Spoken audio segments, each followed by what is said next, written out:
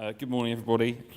My name's Simon Howes. I wear three hats. I am the Merseyside CALMzone coordinator employed by Liverpool Community Health NHS Trust. I'm also on the programme board for State of Mind, which is a rugby league initiative around suicide prevention and mental fitness and resilience. And I'm also the co-founder and facilitator of the Cheshire and Merseyside Suicide Reduction Network. So hopefully I can look at this from a range of angles. Really great to be here today. You might be thinking, well, I came because I'm interested in sport, the mental health thing, yeah, that's quite interesting. Suicide, I'm not really sure about that. So I'm hoping that maybe we can kind of bring those three elements together. I'm not a mental health practitioner. I don't work with people with mental health issues. My role is to make sure that people know about what we are and what we do and how it can help them. And in the process of doing that, we're obviously challenging a lot of stigma and all those kinds of elements as well. So hopefully today's conference will kind of give you a 360-degree approach at all these different issues from different angles and really give you a holistic view. Young male suicide, which is what we were launched to reduce, you can see here that the cost of each suicide in international research is just under £1.7 million. So if you want to look at the economics of improving people's mental health and preventing and reducing suicide, there's a clear economic case. But more importantly than that, this is real people and real families and real communities that are devastated by suicide. So actually, we all, regardless of pounds and pence, this is a critical issue. You can also see that a lot of the things that get headlines aren't necessarily the things that are actually killing people. And so road traffic accidents, and in fact, as I drove in or slowly made my way along the road towards the university this morning, I was listening to the story on the news about the stats that are showing that you're more likely to be killed or have an accident on a country road than a motorway. I think it's 11 times more likely. But actually, the thing that's most likely to kill you if you're a young man, and in fact, if you're a man under 50, the biggest killer is suicide. So it's not cancer or all the knives or drugs or alcohol, all these things that we hear a lot about, we spend a lot of money on. It's actually men themselves, and that's why it's such an important issue. So the bottom line is we lose 3 young men and 12 men of all ages every day in the UK to suicide. As my colleagues in Australia would say, if 12 male bodies washed up on a beach every day for a year, well, in fact, for a week, there will be national headlines. But this is happening all the time. And I guess the stigma is part of why we don't tackle it, the taboo nature of suicide, the awkwardness that we all feel, the pain and all the other horrific emotions that can occur if you've lost somebody to suicide means that this conversation is relatively quiet. But we do need to change that if we're going to save lives. This is very detailed and probably hard to see, but it just gives you an idea of the difference between male and female suicide rates. So down the left-hand side, you can see the passing of time. I think it's 1961 to 2011, something like that. And then across from left to right is age spreads. So you can see that if we go back to the 60s, the highest rates of suicide amongst females was in that kind of, is that 50s to 70s? I can't quite see from here, but certainly in that older demographic. And you can certainly see within young women, it's been consistently low.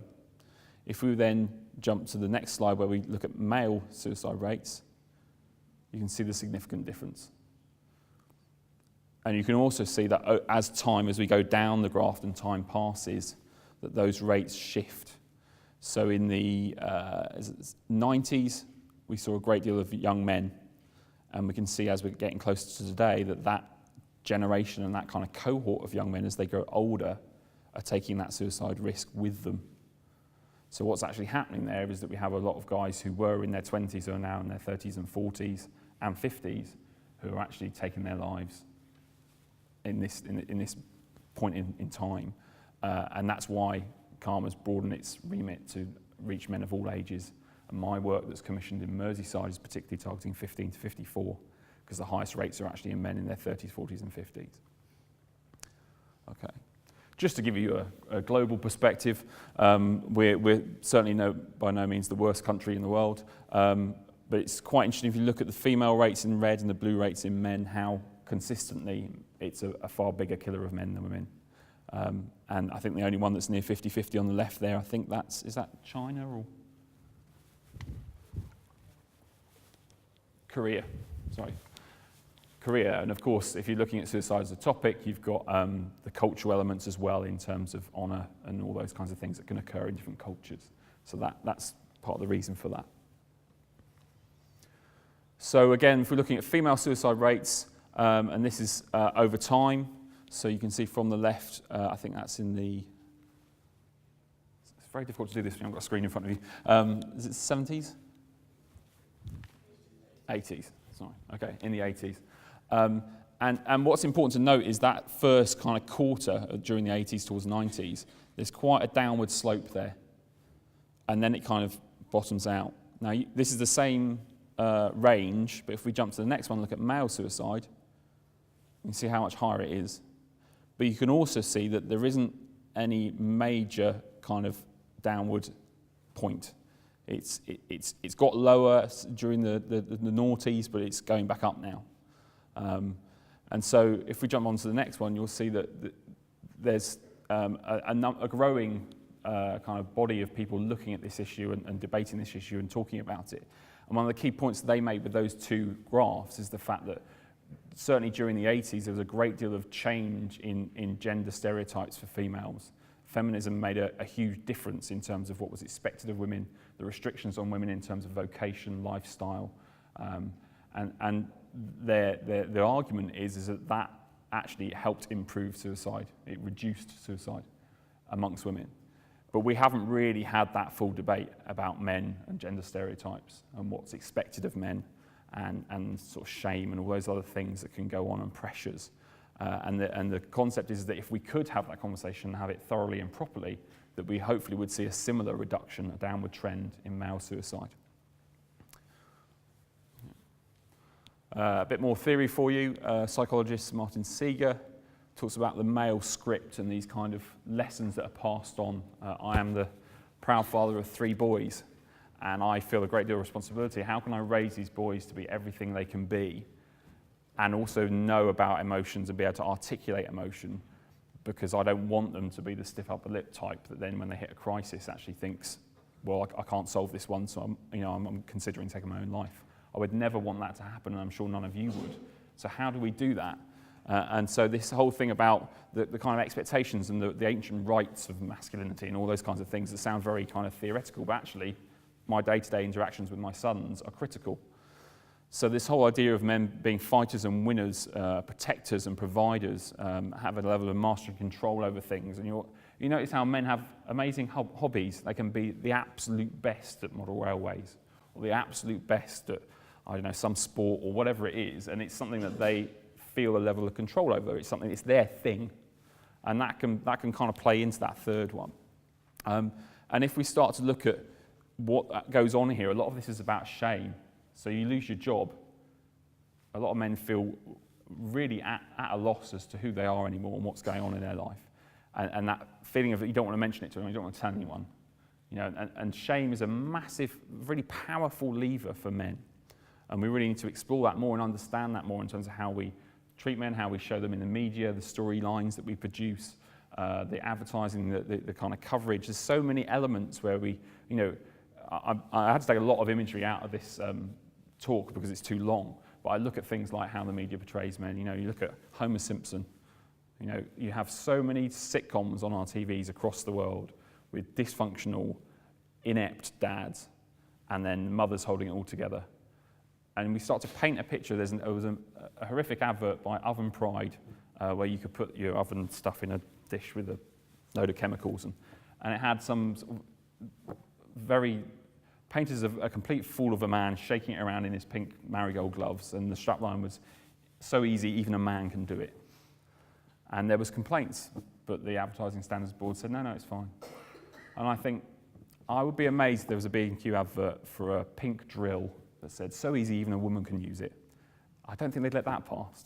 So there's actually a whole bunch of stuff in here culturally that we need to understand and explore more, and that debate hasn't really been had yet. Dr. Thomas Joyner, who's a leading light in suicide research, he talks about 3 principles as a sort of model of three things: perceived burdensomeness, so the individual sees themselves as being a burden. Secondly, a level of isolation, loneliness, alienation, disconnectedness.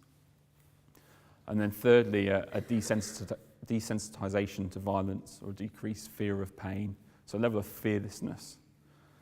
And his theory is that when these three come together, that's you're at most risk of suicide. And I remember coming across this model and thinking that makes so much sense to me. I mean, I look at things like veterans who come back from horrific situations of war. Those three things can very quickly become apparent in their life. If we look at people who have lost their jobs, or people who have been maybe through a very messy separation and lose access to their children, there's all kinds of things that this can occur. Young men who suddenly realise that they're never going to get a decent job and they've got a massive amount of debt for their degree, or there's so many elements here.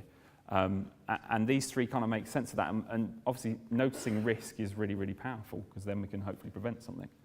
So we need to educate ourselves rather than avoid this topic.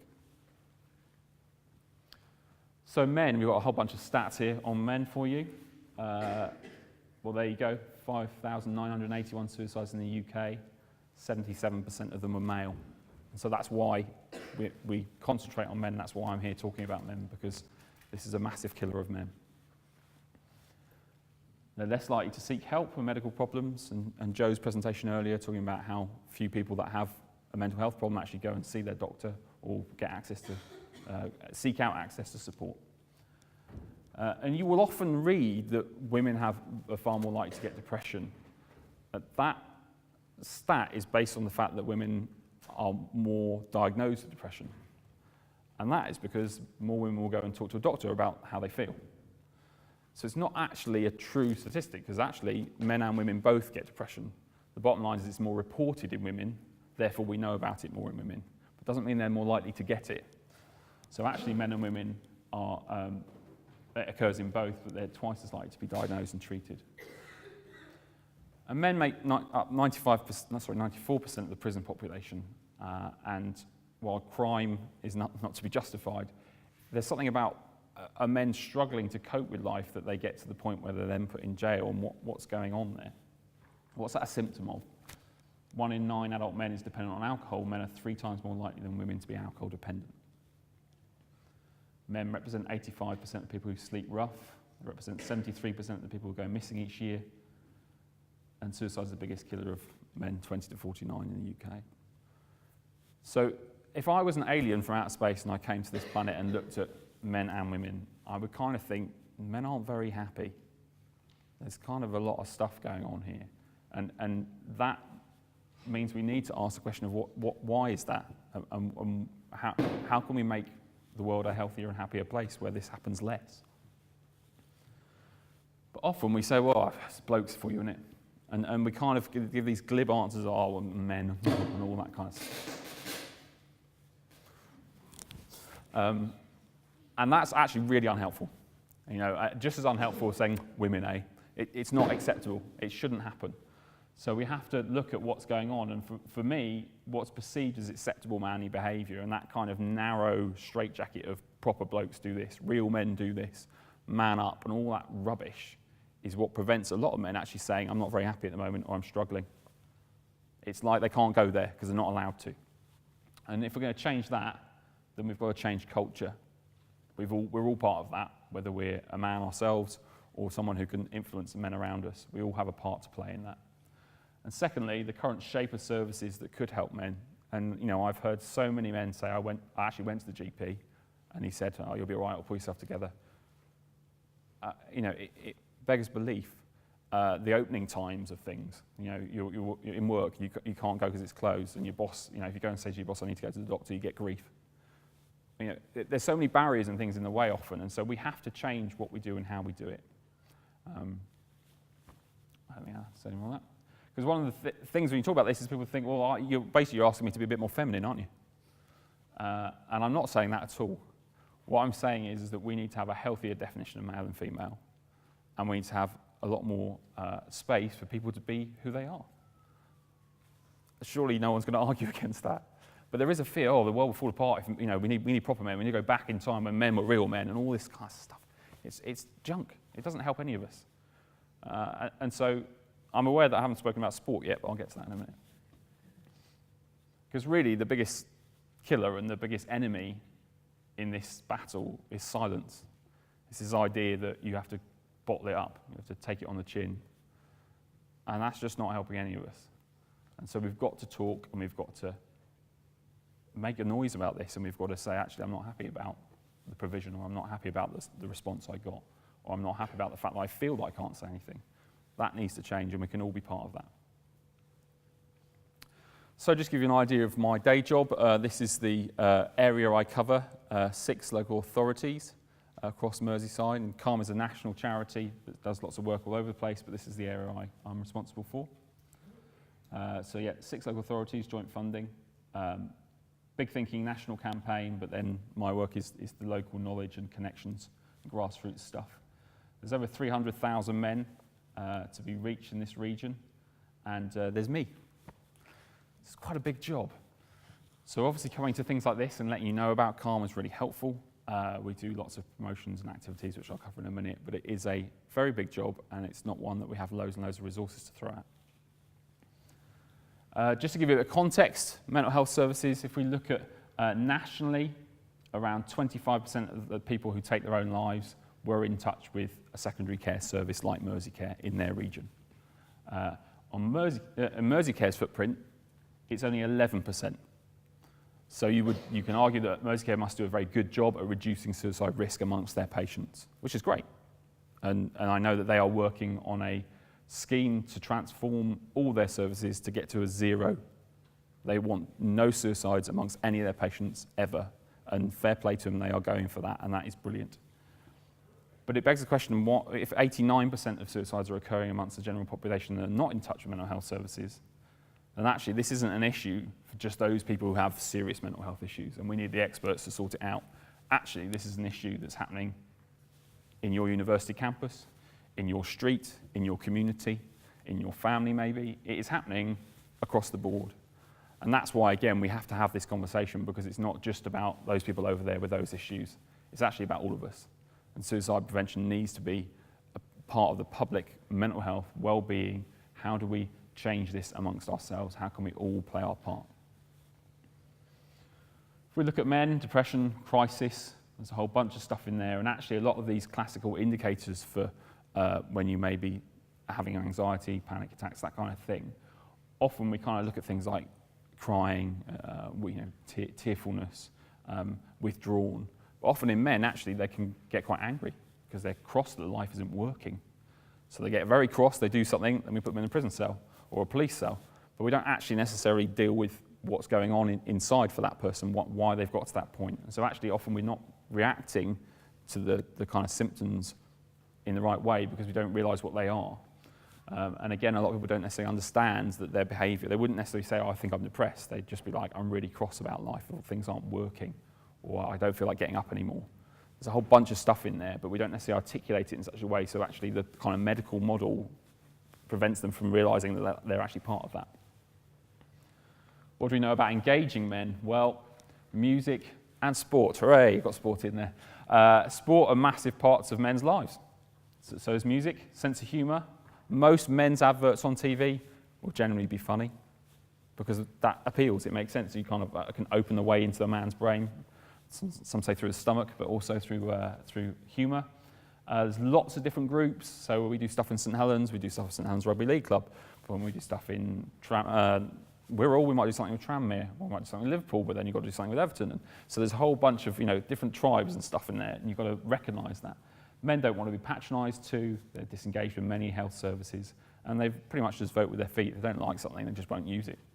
And I've met so many people in health that just go, oh, we tried, that didn't work. So we just stick to what we always do. So they get all the mums in, but they don't get any dads in.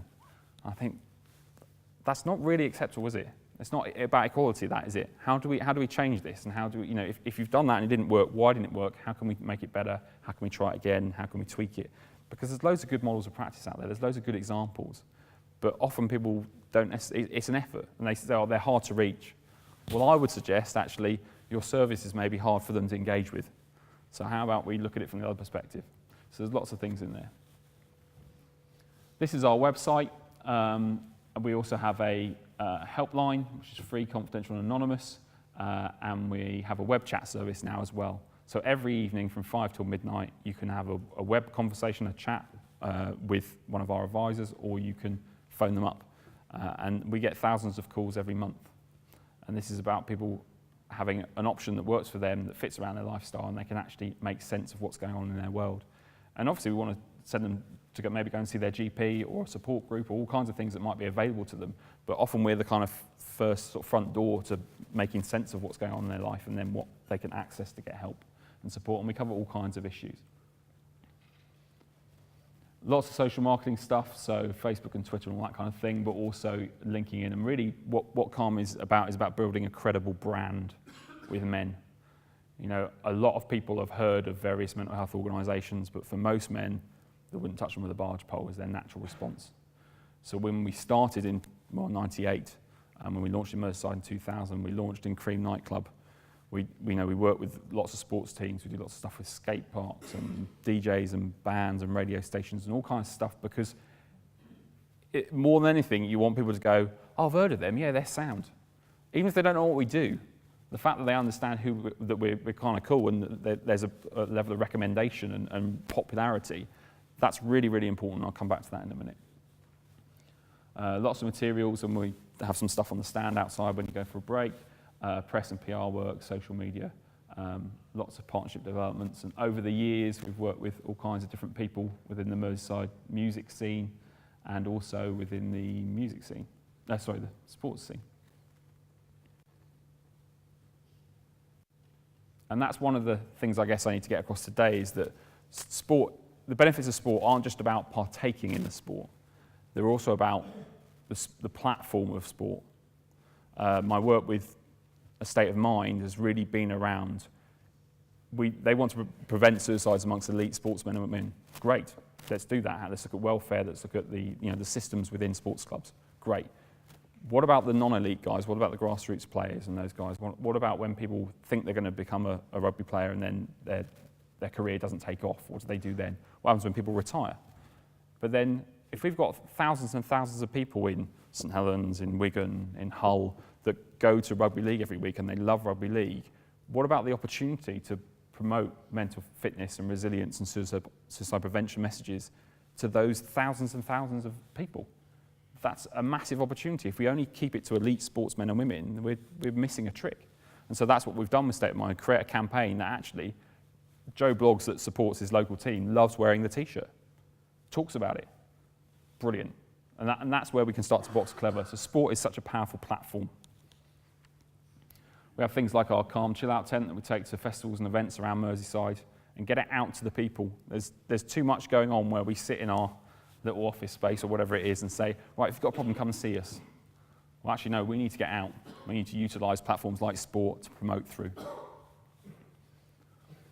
And because of the way we've done it and the way we've kind of branded it, packaged it, the partners we've worked with, we just get more support than we can cope with. Which when you think about suicide prevention and mental health, they're not exactly sexy topics. So to be able to get all these guys behind us and get them involved in us means we must be doing something right. And I don't think it needs to be just us. I think loads of the projects out there, loads of the topics out there can do far more. I mean, I'm really impressed with what they're doing with Stoptober this year with Al Murray and the pub landlords and all those guys. You know, if you stop and think for a bit, there's so many opportunities and connections that can be made that can really help people get their head around who you are and see you in a positive light. And that is a major stumbling block that we need to remove so that people can actually get involved with what you're trying to put across. And so I spoke about this currency because actually there's two bits. There's awareness levels, and people might be really aware of a particular project or a particular scheme or a particular service.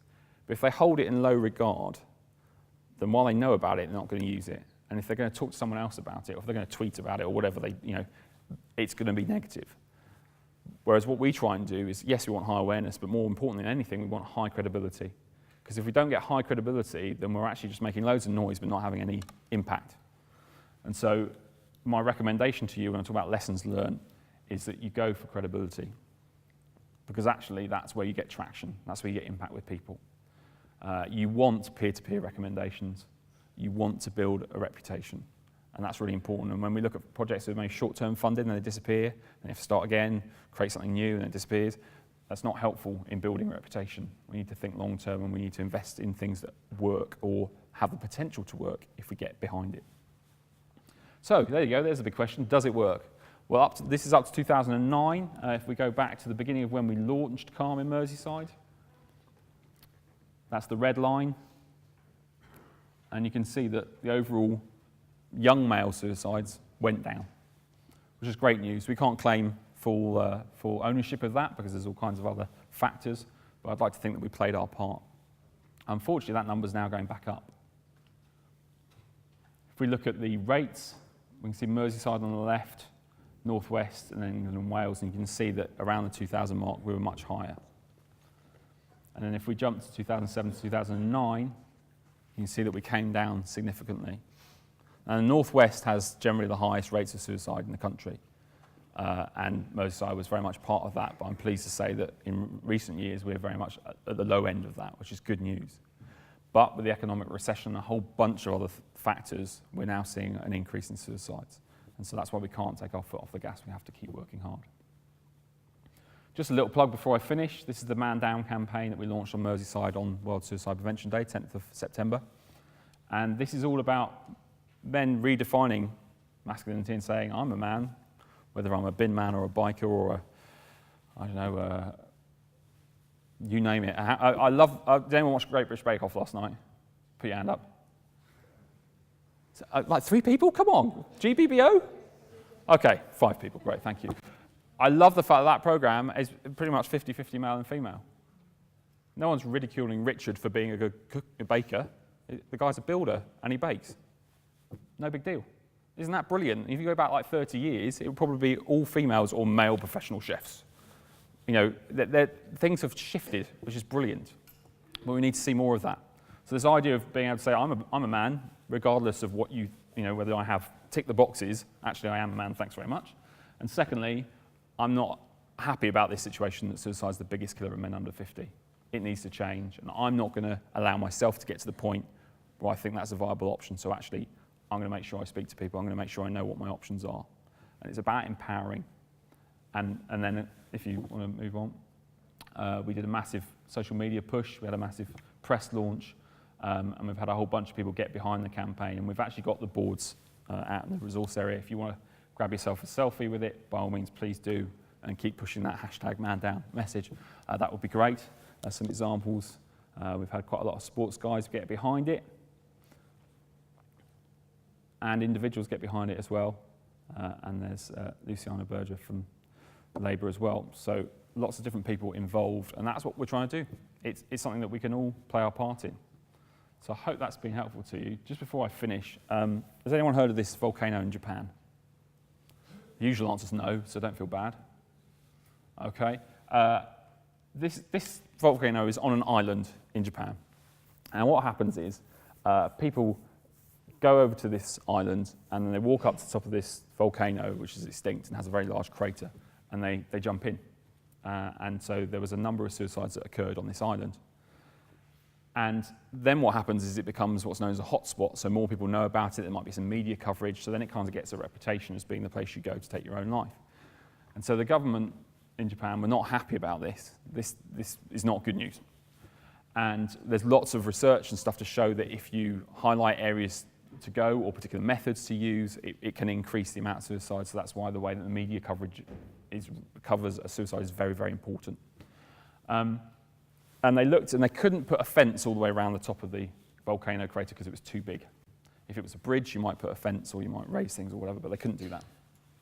And so what they did is they went and met with the ferry company, and they said to the ferry company, you need to stop selling one-way tickets to this island. And there was a lot of people went, that's not really the solution we were thinking of. I don't think that's really going to make a great deal of difference. But it did. And what remarkably happened is the number of suicides dropped dramatically after they put this change in. And all I can really conclude from that is that, whatever state of mind you're in, you walk to that ticket booth and you buy a one-way ticket, and then you get the ferry, and then you walk up here. And really, you haven't got a route back unless you go back all the way down to the ticket booth and say, can I have another one-way ticket back, please?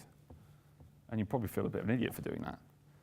So you really, the difference was the fact that people may have bought a two-way ticket and they may have walked up to the top of that volcano, but they had something in their back pocket that gave them the option to actually go back and move on with their life and not necessarily have to actually kind of make a great deal of fuss because they already had the ticket anyway.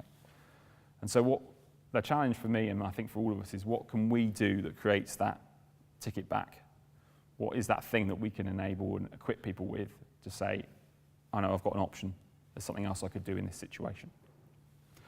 I hope you found that useful, and I'm happy to take any questions if you want.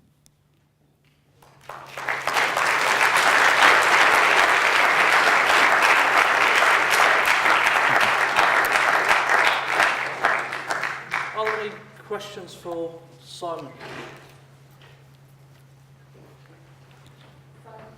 I work in the staff wellbeing team here at Everton University, and we do find it hard to engage men. Would you have one tip maybe that you could give us that would help us? Let me ask you a question first. How many of your staff are male? Well, majority would be women, but... Do you have some male staff? Oh yeah. Great. I don't mean overall, I mean within your wellbeing and sort of mentoring or support services. Not to put you in the spot, make you feel bad, but just because I go to a lot of colleges and universities and I have a full female team going, we can't get blokes in the door. Maybe we should put a coffee morning on. And I look at them and I say, I don't think a coffee morning is going to solve it, because actually it's not really a blokey environment. And secondly, you need to start thinking about how you can utilise staff that might be role models or some kind of influence on the male students. So that would be the first thing I would do, is look at how you can empower more men that have influence of your male students to promote what you offer. I would get as much feedback as you can from students about what they perceive as being helpful or unhelpful, where you're positioned, what your stuff looks like. I've been into IAP services where you walk in and we've got lots of pink wallpaper, lots of floral prints, boxes of tissues, and hello, okay, and chat magazine. I'm thinking, if I was a bloke and I wanted to come to this, or my doctor sent me here, I'd walk in that door and want to walk back out again. Because the fact I see the tissues makes me think you're going to make me cry, and I don't want to cry. All those magazines are of no interest to me, and the person behind the counter is probably a mate of my mum's. So actually, you've just created an environment where the staff have thought this is great, but actually, from a bloke's perspective, it's not great.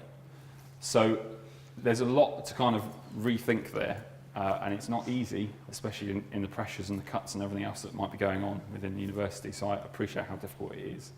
But actually, I'd say the most fascinating thing I ever read, my local hairdressers is anyone have American Crew?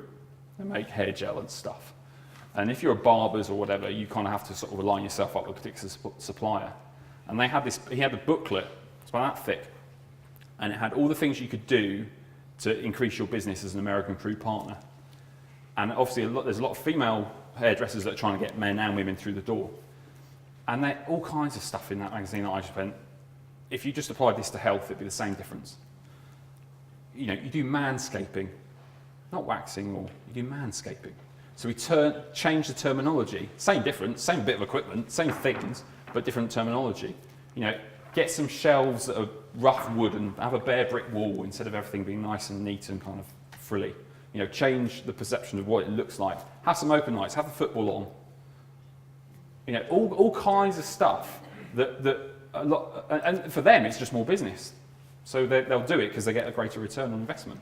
But for you guys, it's like, well, how do we prevent and reduce risks? And actually within the university, and Edgehill's a great example because of the investments in training.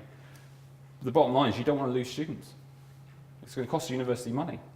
So there's a good reason to look after male and female students, as you well know. So there's a business case there and a return on investment.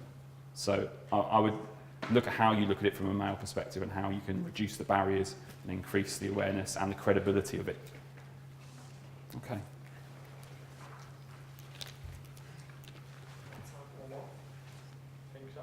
Has anyone else got any more questions? Or? Cool.